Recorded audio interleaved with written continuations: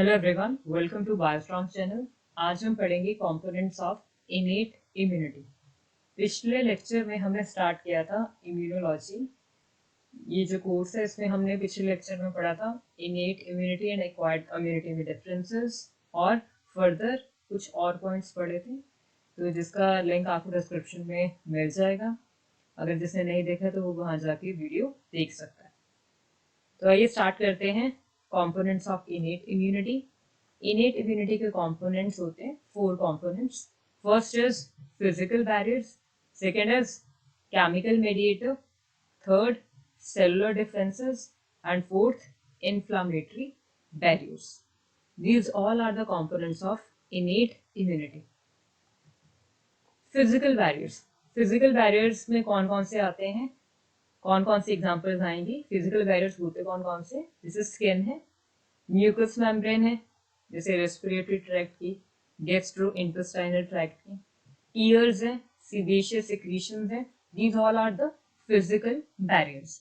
तो इनका काम क्या होता है फिजिकल बैरियर का, कि अगर कोई भी फॉरेन जर्म या पार्टिकल एंटर करता है बॉडी में तो उसे ये किल करते हैं, यानी by interacting those microorganism and destroy that microorganism. Clear है? तो स्किन का भी सेम वही रोल है, म्यूकस मेम्ब्रेन का भी वही रोल है, टीयर्स का भी। टीयर्स में क्या क्या प्रेजेंट होते हैं, एक तो टीयर्स में एंटीबॉडी होती है IgA, और एक होता है एंजाइम लाइसोजाइम, ठीक है, जो बैक्टीरिया को किल करने में हेल्प करता है। और साथ ही होता है एक और सब्सटेंस जिसे हम कहते हैं लेक्टोफेरन। ये प्रेजेंट होते हैं टीयर्स में, जो कि फॉरेन पार्टिकल्स या फॉरेन माइक्रो ऑर्गेनिजम्स को किल करने में हेल्प करते हैं। क्लियर हो रही है? वैसे जैसे सेबेशियस सिक्रीशन है, ये एक ऑयली वैक्सी सब्सटेंस है जो हमारी स्किन सिक्रीट कर रही है, और ये भी क्या करती है, ऑर्गेनिज्म को किल करने में हेल्प करती है। ठीक है, तो ये वाला है लेक्टोफेरन। क्लियर? ये इंपॉर्टेंट है, कई बार पूछ लेते हैं कि क्या क्या कंपोनेंट्स रहते हैं। That is the lactoferrin. Clear हो रही है चीज? तो ये थे फिजिकल बैरियर्स। तो फिजिकल बैरियर्स में कौन कौन से हैं? फिजिकल बैरियर्स में skin, mucous membrane, as well as tears and sebaceous secretion. जो म्यूकस मेम्ब्रेन है, म्यूकस मेम्ब्रेन में जैसे हम बात करते हैं, इससे अराइज होते हैं सीलिया इन द रेस्पिरेटरी ट्रैक्ट, जो कि क्या करते हैं, जो कि म्यूकस को मूव करने में हेल्प करते हैं, ताकि एयर में जो भी जर्म्स हैं वो म्यूकस के अंदर इंट्रैप हो जाएं और फर्दर किल हो जाएं। ये चीज क्लियर हो रही है? ठीक है, तो म्यूकस मेम्ब्रेन से अराइज करते हैं सीलिया, जो कि हेल्प करता है in the movement of mucus, ताकि फिल्टर्ड एयर पास हो लंग्स में। क्या? यानी germ free air. Now the next is second is chemical mediators. ये another component है innate immune system का।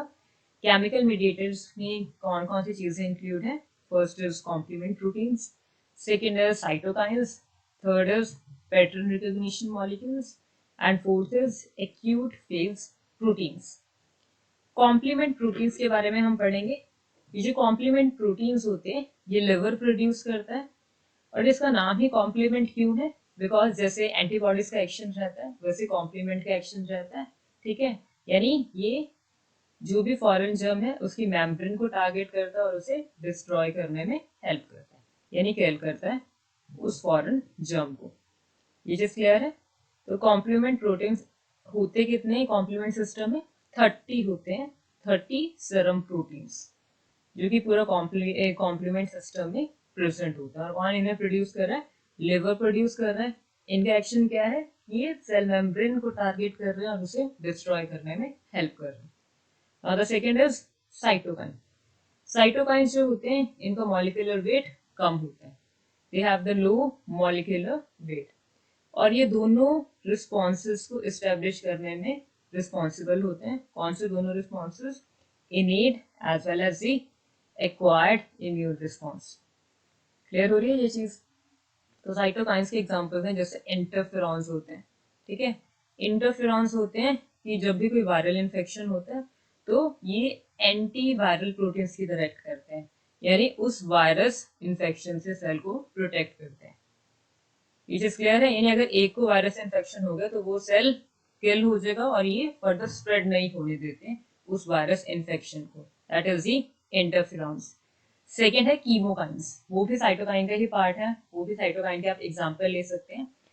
जो कीमोकाइंस होते हैं these are the positively charge proteins होते हैं, जिनका रोल क्या रहता है, जिनका रोल रहता है in the migration of the various types of blood cells, यानी कि जो WBCs हैं उनकी माइग्रेशन के लिए रिस्पॉन्सिबल होते हैं कीमोकाइंस। ठीक है।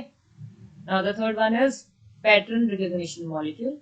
ये जो पैटर्न रिकॉग्निशन मॉलिक्यूल्स हैं ये फेगोसाइट सेल्स की सरफेस पे होते हैं, या तो सॉल्युबल फॉर्म में होंगे या सर्कुलेटिंग फॉर्म में होंगे ब्लड में, या फिर सरफेस पे रिसेप्टर की फॉर्म में होंगे प्रेजेंट।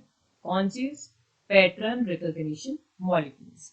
तो ये जो पैटर्न रिकॉग्निशन मॉलिक्यूल्स हैं ये बेसिकली माइक्रो ऑर्गेनिज्म के स्पेसिफिक पैटर्न को रिकॉग्नाइज करने में हेल्प करते हैं और इससे डिफ्रेंशिएट करते हैं माइक्रो ऑर्गेनिज्म को खुद के सेल से।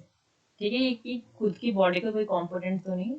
तो ये क्या करते हैं पैटर्न रिकॉग्निशन मॉलिक्यूल्स, ये पैटर्न रिकॉग्निशन मॉलिक्यूल रिकॉग्नाइज करते हैं pattern pathogen associated molecular patterns को, जो कि माइक्रो ऑर्गेनिज्म के सरफेस पे प्रेजेंट होता है, और ये पैटर्न उन्हें हेल्प करता है इन killing of those micro organism.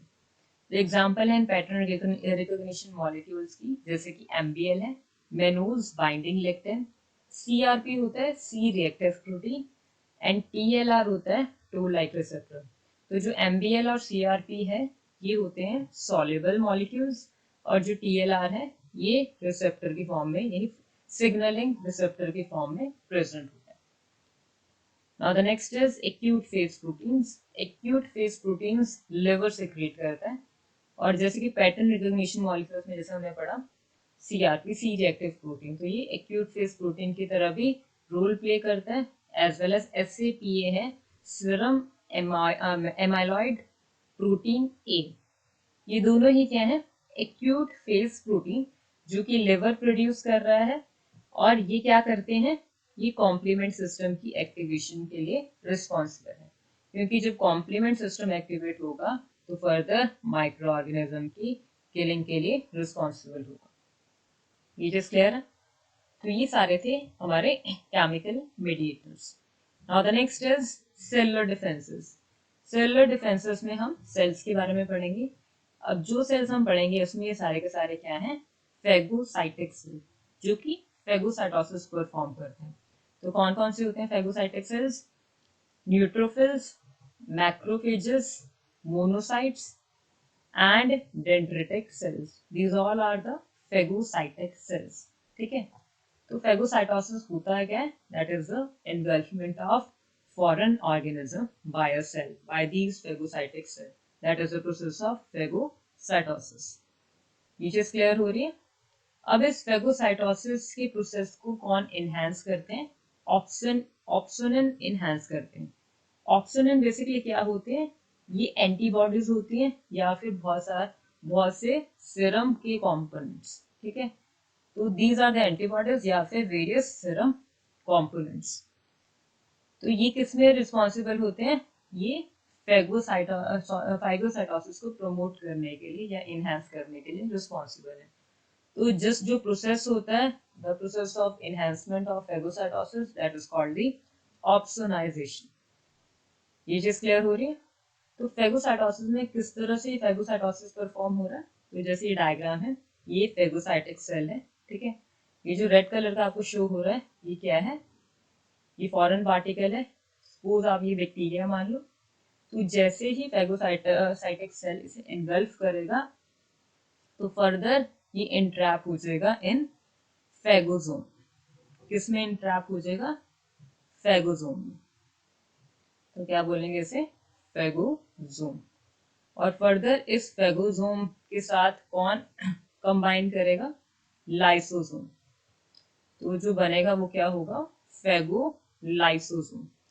और इस फेगोलाइसोसोम में एंजाइम्स प्रेजेंट होंगे जो इस फॉरेन बैक्टीरिया की किलिंग के लिए रिस्पॉन्सिबल होंगे।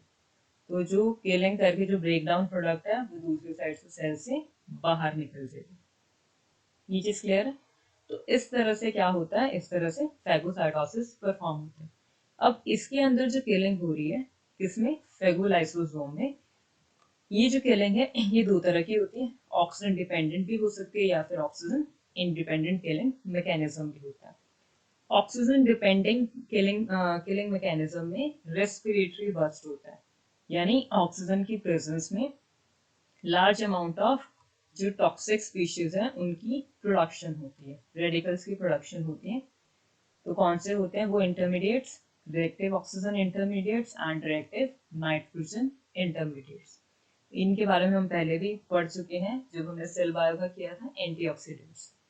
तो रिएक्टिव ऑक्सीजन इंटरमीडिएट्स में जैसे ये है superoxide anion hydroxyl radical H2O2 hydrogen peroxide, और रिएक्टिव नाइट्रोजन इंटरमीडिएट में जैसे NO है NO2, ठीक है, nitric oxide, nitric dioxide, nitrous acid, these are the reactive nitrogen intermediate. यानी इनकी प्रोडक्शन होती है इन टॉक्सिक स्पीशीज की लार्ज अमाउंट में in case of oxygen dependent killing mechanism inside the phagolysosome. अब ये जो टॉक्सिक प्रोडक्ट जो भी ये जनरेट हो रहे हैं, ठीक है, ये फर्दर माइक्रो ऑर्गेनिज्म की किलिंग के लिए क्या होंगे, रिस्पॉन्सिबल होंगे। और ऑक्सीजन इंडिपेंडेंट क्या, इंडिपेंडेंट मीन्स कि जहाँ पर ऑक्सीजन इन्वॉल्व नहीं है। तो ये जहाँ ऑक्सीजन इन्वॉल्व नहीं होती वहां पर कौन कौन सी चीजें हैं, वह कौन कौन से हैं, डिफेंसेस हैं एंजाइम, ठीक है, लाइसोजाइम है, हाइड्रोलिटिक एंजाइम्स होते हैं, और एक होता है ट्यूमर नेक्रोसिस फैक्टर अल्फा, ठीक है। तो ये रिस्पॉन्सिबल होते हैं, यानी कि इनकी जनरेशन होती है इन एंजाइम्स की इन ऑक्सीजन इंडिपेंडेंट मैकेनिज्म में, और ये फर्दर माइक्रो ऑर्गेनिज्म यानी फॉरेन पार्टिकल को किल करने में हेल्प करते हैं। ये चीज क्लियर है, ठीक है। तो these are the oxygen independent killing mechanism. Now the next is component है last component inflammatory barriers. Inflammatory barriers में inflammation क्या होती है, जैसे swelling। तो जब भी सेल इंजरी होती है तब क्या होती है, टिश्यू इंजरी आप कहते हैं, तो तब क्या होती है, इन्फ्लामेशन होती है। तो क्या साइंस होते हैं इन्फ्लामेशन के, जैसे कि एरिथमा हो जाता है यानी रेडनेस होती है, स्वेलिंग होती है that is oedema, heat cause करता है as well as pain cause करता है इन्फ्लामेशन, ठीक है। तो ये सारे हॉलमार्क्स या साइंस हैं इन्फ्लामेशन के, ठीक है। तो ये जो सारे साइंस हैं इन्हीं की वजह से क्या होता है, वेसो डायलेशन। वेसो डायलेशन का मतलब क्या होता है, ये मैं आपको डायग्राम के थ्रू समझाती हूँ। ये जो ब्लड वेसल है उसका डायमीटर इंक्रीज हो जाता है। ये देखो ये नैरो है, ये नॉर्मल ब्लड वेसल का है डायमीटर, लेकिन यहाँ पर ये जो वेसल, ये डायलेटेड ब्लड वेसल है, इसमें डायमीटर ब्लड वेसल का क्या हो गया, इंक्रीज हो गया, जिसकी वजह से ब्लड फ्लो क्या हो जाएगा, बढ़ेगा, and that causes the heat as well as the redness, ठीक है। तो ये जो इन्फ्लामेशन है ये डायलेट कर देता है ब्लड वेसल्स को, यानी कि वेसो डायलेशन कॉज करता है, और साथ ही साथ कैपिलरीज की परमेबिलिटी इंक्रीज करता है, ठीक है, इन्फ्लामेशन, जिसकी वजह से स्वेलिंग होती है, दैट कॉजेज द स्वेलिंग। और कौन से मेडिएटर्स हैं जो रिलीज होते हैं इन्फ्लामेशन में, एक होता है काइनिन जो कि पेन के लिए रिस्पॉन्सिबल होता है, और एक होता है हिस्टामिन, ठीक है। ये मेडिएटर्स हैं जो रिलीज होते हैं ड्यूरिंग द इन्फ्लामेशन, क्लियर है। तो ये था last component of innate immunity.